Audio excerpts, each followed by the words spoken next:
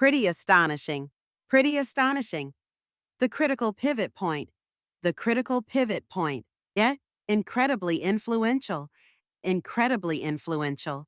Pumped vital liquidity. And they pumped vital liquidity during shaky economic times. During shaky economic times. Welcome back to the deep dive. You know, we all deal with banks, right? Usually just maybe an ATM visit or a quick scroll through an app. But what's really fascinating, and what struck me going through the sources, is how these financial giants operate almost silently, yet they profoundly shape the whole global economy. So today, we're pulling back the curtain a bit on one of the biggest, JP Morgan Chase, our mission for this deep dive, to really unpack its influence, its resilience, and its incredibly long history. Exactly. And while everyone knows the name, JP Morgan Chase, right, few people grasp the actual scope, the day-to-day impact of an institution like this.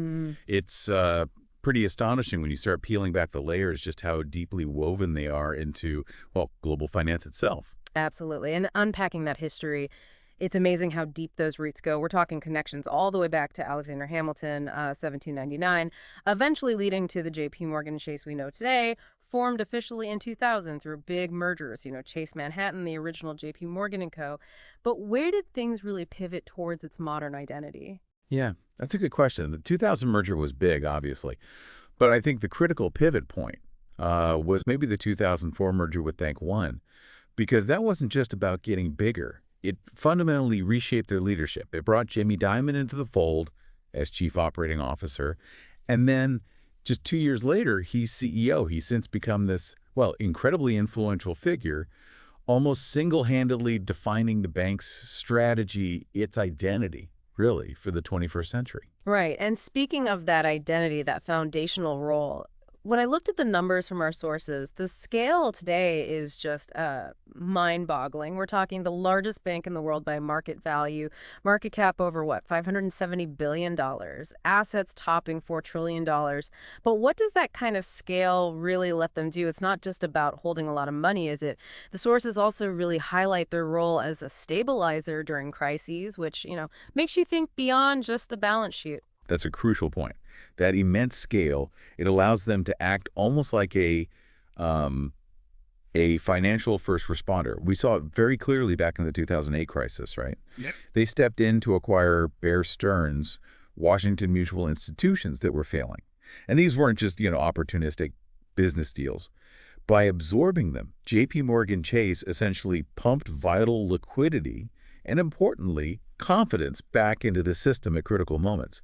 It arguably prevented a much deeper freeze-up globally.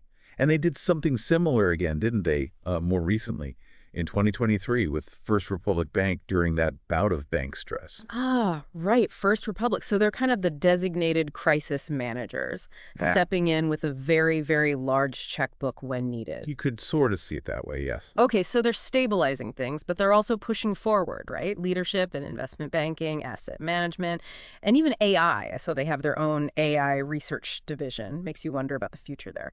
But all that power, that size, it naturally brings up that too big to fail concern. Is that scrutiny fair, or are critics maybe missing something?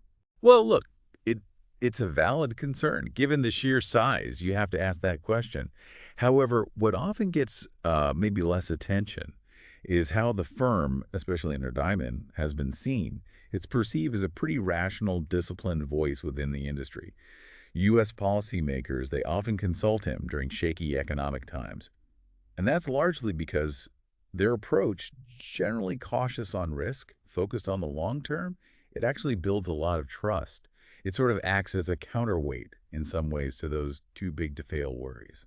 Interesting. So putting it all together after this dive into the sources, what's the main takeaway? It seems JP Morgan Chase is way more than just, a bank where you might have an account. It's really a cornerstone of the whole global financial system, working steadily, powerfully, often very quietly behind the scenes. Exactly. And maybe a final thought for you, the listener, to ponder. How might this quiet but incredibly powerful influence of institutions like JP Morgan Chase continue shaping your economic future, often in ways you might not immediately see or perceive day to day?